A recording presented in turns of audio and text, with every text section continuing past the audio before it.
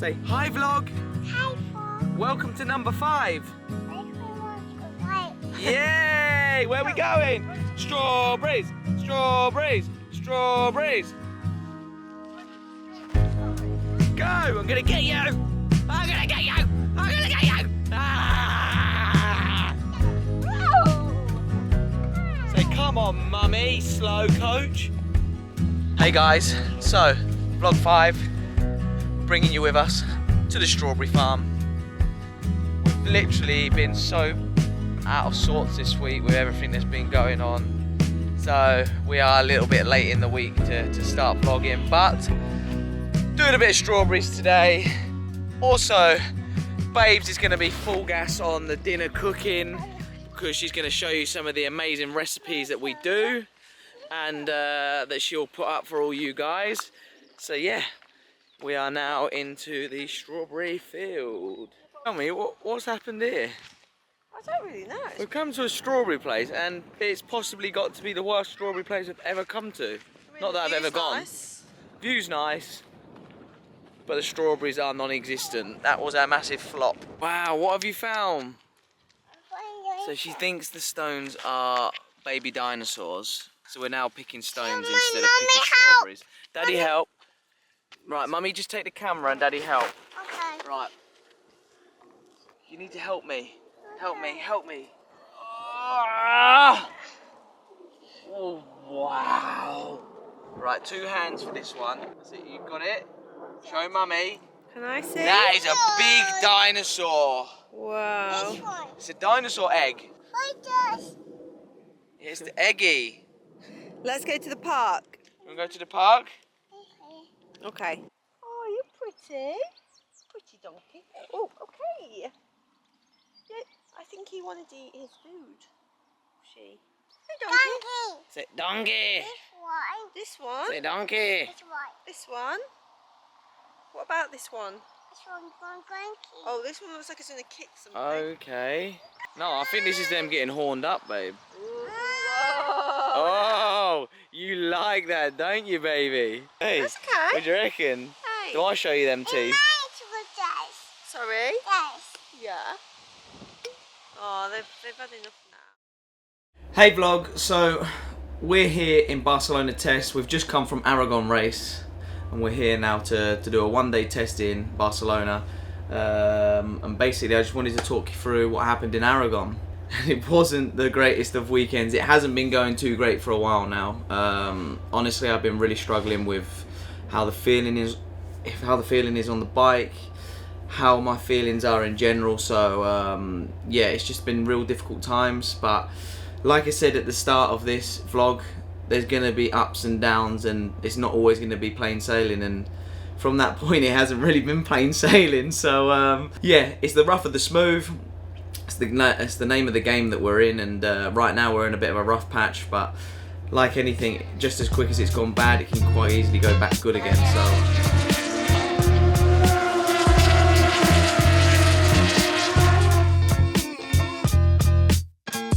on Friday, we were pretty competitive, to be fair. On Friday, I think I was 7th, and I was the fastest Bososcuro by about 0.4. And I was 0.4 off the top, so it wasn't too bad, and I think I was only 1/10 from second, I think, because Manu had a bit of a gap. So actually it wasn't too bad.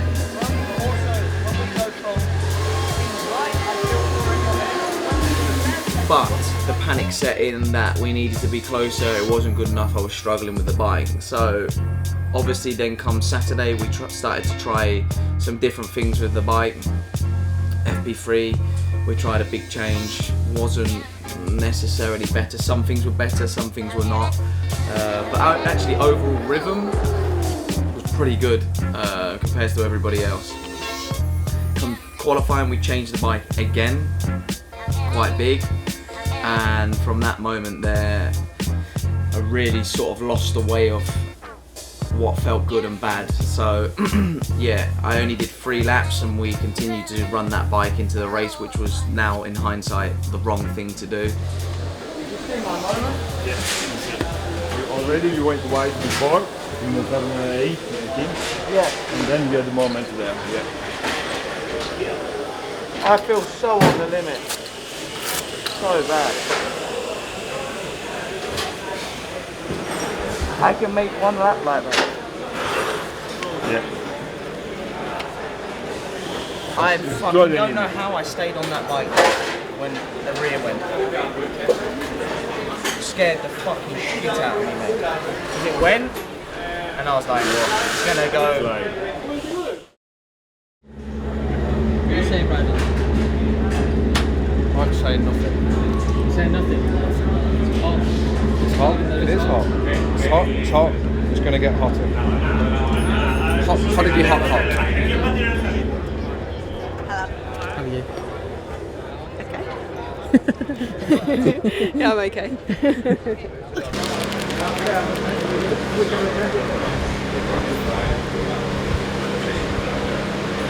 It's hard to breathe because it's hot.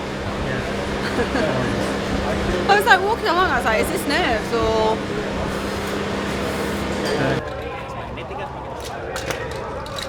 Like that.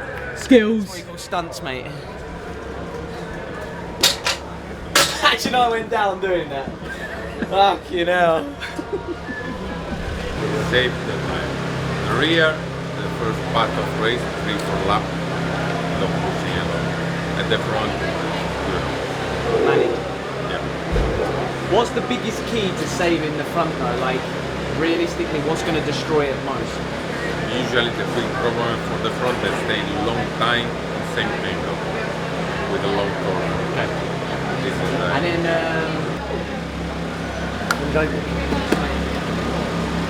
Ciao.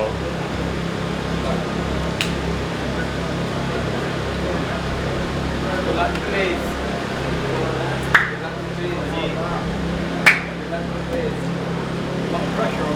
Good like the face. That's the biggest flop.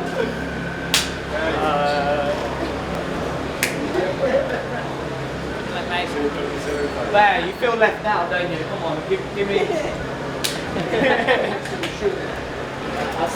you like some of this before I take it? Kiss the camera. Come on, then, give me some. I just wanted to kiss the camera.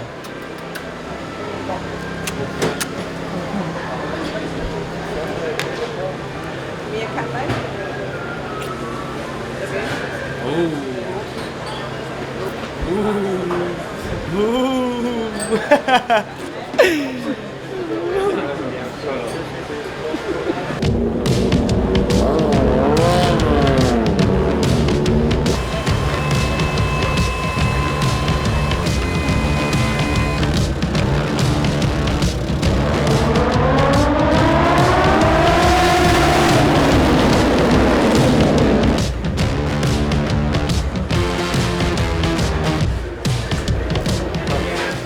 Race, really struggled. I kept losing the front, couldn't brake the way I needed to, but also the main thing was, more than anything, is I wasn't able to run into the corner on the front of the bike the way I needed to do. So but as soon as I started to try to open, I just feel like I don't know if it sits too far back, and then it's just like this, like all the way through, like the last corner for instance, where I have the grip in the rear and the front. These are lessons to be learned, that the more you change throughout a weekend, not necessarily the better it'll get. Sometimes it's the worst it gets, because like on Philip's side, they kept the same like they do most weekends, and just kept working through it himself, trying to get better and better, and actually that was the correct thing to do. So yeah.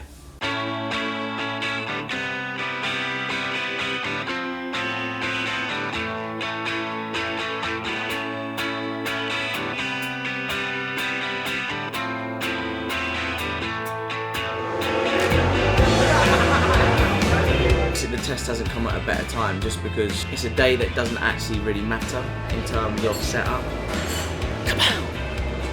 We're at the test, so you've got Moto2 bikes and MotoGP bikes, lots of bikes. Philip, superbike. Philip. Yeah, you can hear them.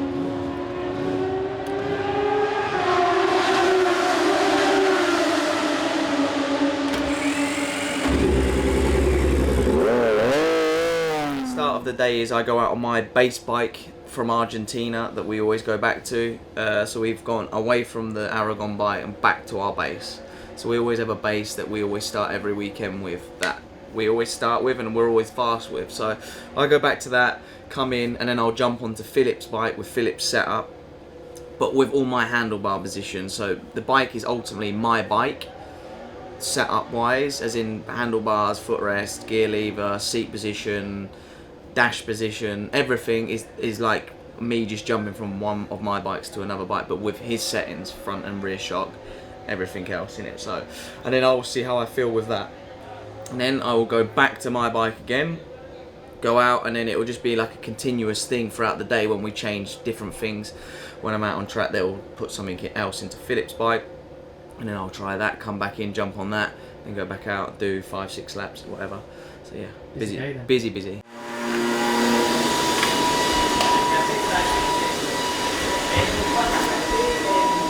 They must have had new tyres on. That's it, Hey, they couldn't overtake me on the brake side, which is a positive sign that we're making a step forward in the braking. I think one, we're trying to experiment with why are we not feeling so good with the bike in the last races, and why are we having these problems. Obviously when you make changes comes different problems, but we're trying to resolve ultimately the problem that we are having with the bike, but in turn it's not translating almost. So when you feel good, honestly, like I'll just give you a breakdown. When you feel good on the bike and you're feeling confident, you're feeling at one with the bike, you don't change the bike throughout the weekend. Versus if you are not feeling good, then obviously you have to, well, you feel like you have to change more, and then in the end it's like you go down a rabbit hole and it's not really the one.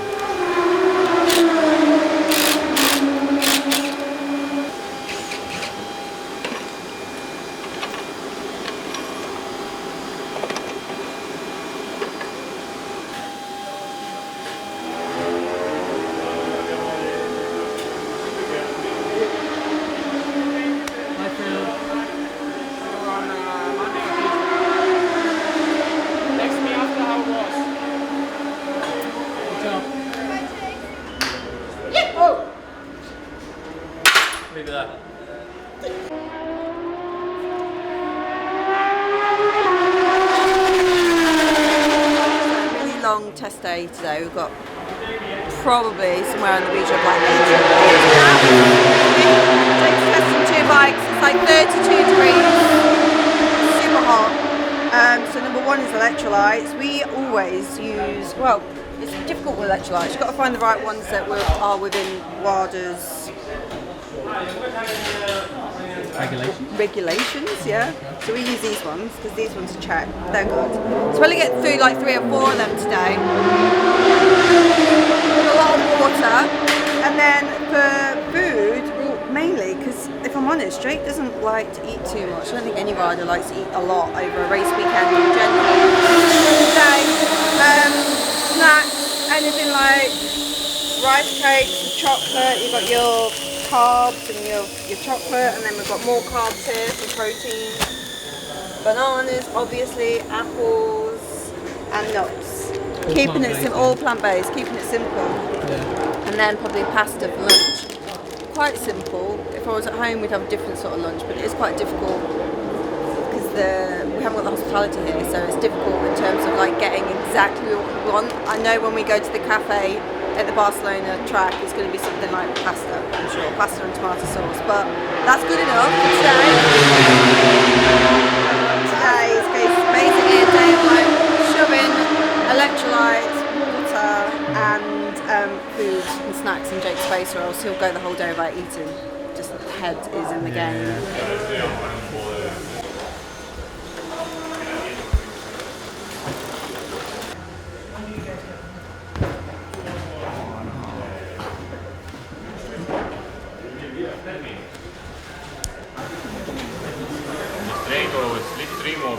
Yeah, but I wasn't that close. No? Maybe I exited onto the straight better than my left lap. Out lap, I mean. The good thing with being plant-based and having a decent hospitality that caters for plant-based food is the fact that you do actually get your protein, your veggies and everything in, because we've had experiences in the past where it's been quite difficult to get plant-based food made for you, or people don't quite understand how to do it, which is completely normal. If you never cook plant-based, it is a bit of a minefield, but with VDS they're super good. So basically on a normal day what we'll do is, well, at the start of the season actually, Bayer from the team emailed me and asked me to put some ideas for some food, some meals for the season so that the chef could have a look. So that was great. So every morning we go in, we sort of say what we'd like for dinner. Eating in the hospitality is a bit of a pleasure. And I don't have to cook, so that's nice. Friday, Saturday, so in the morning we'll have some porridge, usually porridge. Like Jake has honey, which isn't vegan, but it falls into the plant-based realm. That's a debate. I'm not going to get into that one. And then for lunch, we tend to have a sort of avocado toast. Even over the weekend, Friday and Saturday, just something dead simple. Sometimes we put tofu on it for the extra protein, so that's great. Bon appetit. Bon appetit. Why avo on toast for lunch on holiday? It's good fats, it's good energy, it's good for your stomach. Other riders have chicken and rice. Yeah. Obviously you wouldn't have Oh chicken. yeah. Obs. You're just going to have the most boring thing ever. That just says everything about all the riders. Yeah. They're boring. Yeah, but that's quite boring. Not really. Most people will go to a restaurant and have avocado toast. Would you say- Most people won't go to a restaurant and say, can I just have plain chicken and rice? Would you say that you like to eat more plain foods in the day over a race weekend rather than having something quite like Extravagant. yeah, like it's quite, because that's quite simple, but that seems to work the best for a race weekend, right? Yeah. Yeah. I won't have avocado toast at home. No? I'll have hummus, either a bagel or a thin, and I will have chili jam with it, like the Nando's chili jam, spinach. Yeah. Nando's. Everyone loves Nando's. Any person from the UK loves Nando's. And anyone that comments down below that doesn't like Nando's, go fuck yourself. Yeah, I'm not saying it's like amazing. I'd rather a Wagamama's. Waggers. And then for dinner, obviously Friday and Saturday, obviously Thursday as well, because we're at the track, we'll have like a tofu curry or falafels or pasta with vegan pesto and tofu. So fast forward to Sunday, he'll have the same breakfast porridge, and then he'll have like a bar. We usually have these like Trek protein bars, they're vegan. And then before the race now, I'll make him a smoothie. So the smoothie that I make throughout the weekend, he just has that before the race. Oats, soy milk, protein powder, protein, banana and cashews. All the goodness, all the proteins, all the fats. Here we go, sir. Enjoy. Got cashews in this. Yeah, it's got cashews in it. And honey, He's getting everything in one small meal, yet it's not laying on his stomach, it's a smoothie. Because usually he'll have sort of like avocado toast, but I think with actual physical food he finds it a bit difficult to eat with all the nerves. I think everyone's the same. Usually on a Sunday night or Monday he'll have a few treats, a few biscuits, like vegan biscuits, just something nice. And then just recover, because it doesn't just end, like you'll go through a full weekend and he'll be out running and training again on Monday, Tuesday, then he starts training twice a day. Sometimes in between that he's riding his mini bike. So yeah, it's a case of like keeping fuel at all times. There's not one point where he sort of tails off, it's full on all the time. Explain, where are we? Well, it's been a shit day. Just flat out, let's just say that. So we've come to our favourite place. Nothing is a shit day with a potato. We're at our vegan curry place, eating good food. It's called Cinnamon. Cinnamon. We're here till Wednesday. No, we're here till Thursday because I'm testing Wednesday. Trying to sort this shit out. Oh, trying to get back on track. But right now, we're enjoying a nice, relaxing meal. So everything here is vegan.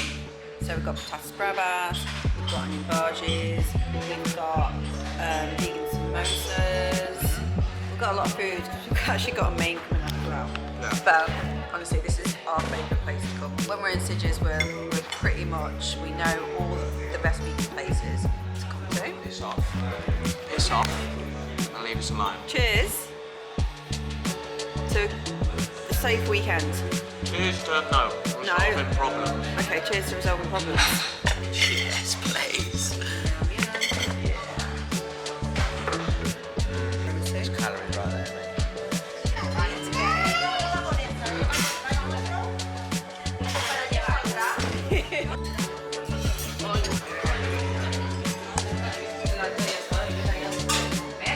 Oh, it is? Let's taste it. Taste test. Cheers. Yeah. Maybe it's so hard than that. I'm gonna hit it. I literally don't even like it. You're vlogging? Yeah. Like the videos though. Put one of them holes in your mouth, right? Can you put like literally like this? Hello, bonjour, hola, ciao to all the audience out there. We're running through my breakfast and why I went plant-based. This is what I have in the morning. Got some frozen blueberries, frozen strawberries. First of all, I went plant-based because in 2017, Sarah got diagnosed with cancer and she decided that she wanted to go plant-based because she'd done a lot of research about it. Other than that, I had no choice because I'm a shit chef. So, to be fair, I never really ate too much meat anyway. I'd have a curry. Say if we ever went out, I'd order the curry and I'd take all the chicken out of it because I used to hate the chicken in it. So, and I didn't realise you could order a vegetable curry. So, but now we're gonna go to the blueberries. To be fair, I like everything about it. I like the taste of the food. You don't feel that like really bloatedness when you eat after you eat. Like when you eat meat, you just feel heavy. This is not me saying that everyone needs to go plant-based, by the way. This is literally me just saying this is what I like. Also, I just feel healthier from it. I feel stronger from it. I feel fitter from it. I just feel sharper, clearer. Also, if you do have an injury, I recover fast. Like when I broke my wrist, the doctor couldn't believe how quick the inflammation went out of my body. So that has to be something to do with it. Summer, I'm currently trying to talk here. So that has to be something to do with it. That can't be just a coincidence, you know? Did you know we have no bananas? Yeah, because some other one. I've been half in camera, half out of camera.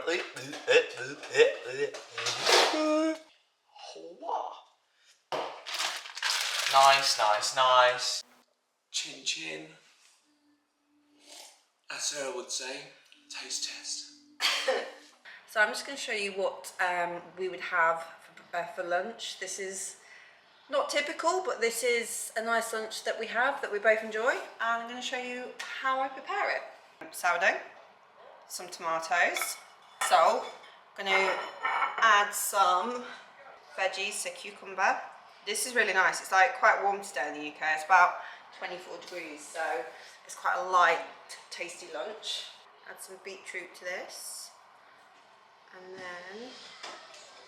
And then I've got some vegan feta. This doesn't have much protein in it, but some fried tempeh. This is like a smoky tempeh, but tempeh is very dense in protein, and this one's like a smoky flavoured one that you buy. It's so good. And then some rocket. This is mixed seeds, so it's got sunflower seeds, pumpkin seeds, hemp seeds, and finish it with some sriracha. So this is the final meal. Sometimes I add a layer of hummus to the bottom as well, just for extra protein as well for Jake.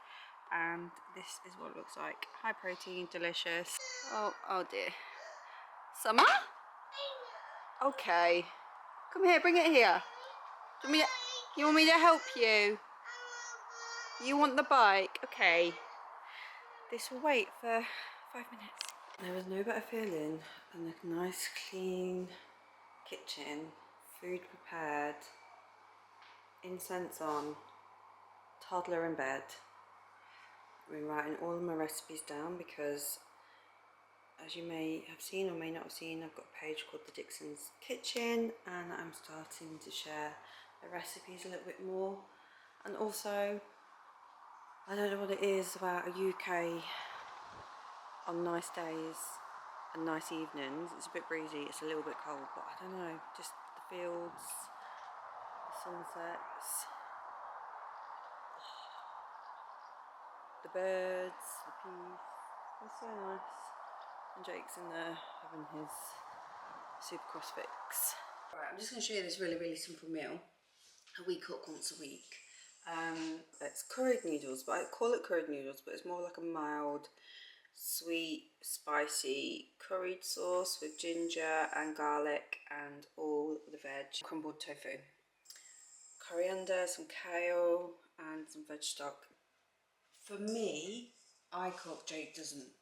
And I've actually found cooking plant-based really easy once you get used to like the main ingredients. I would say I have doubled on every meal the amount of veggies I get in from eating plant-based, because obviously you bulk everything out with veggies.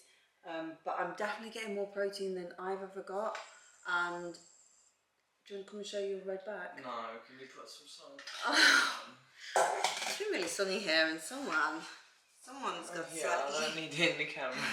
Okay, I'm going to put in the tofu first. This is just a block of tofu crumbled, so it looks like this. I put a tablespoon of oil in the pan. Add that to the pan. I would say, in terms of being plant-based and whether or not it's benefited either me and Jake, I would say yeah. Like, there's a lot of preconceptions with certain things. For example, B12. I've never been low on B12, and I do get my bloods done. I've chosen to take the injection at sort of like second year in of being vegan, for just in case. But really, we don't really struggle with that, and we both had our bloods done, and we both try and get our bloods done every year. So, and especially for Jake, it's super important for him to make sure his nutrients are like good. See, when I became plant-based, I kind of left Jake with no option because he didn't like to cook, so he had to come plant-based with me. But I did it during a time when I was sick. So basically I became plant-based when I had a cancer diagnosis, and I don't want to start like a debate or topic on it. It was just my preference.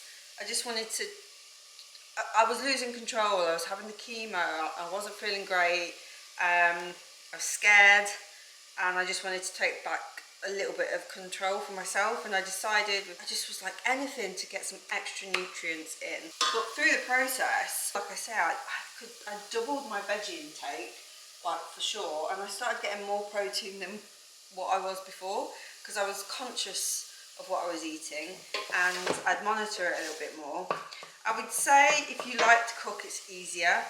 If it's not something you like to do, I would definitely be looking at meals you can cook in bulk, freeze part, and then get back out throughout the week. 100%, that would be easier. Sticking a few plant-based meals in your week, it's not going to harm you, and it's a good way to test new recipes.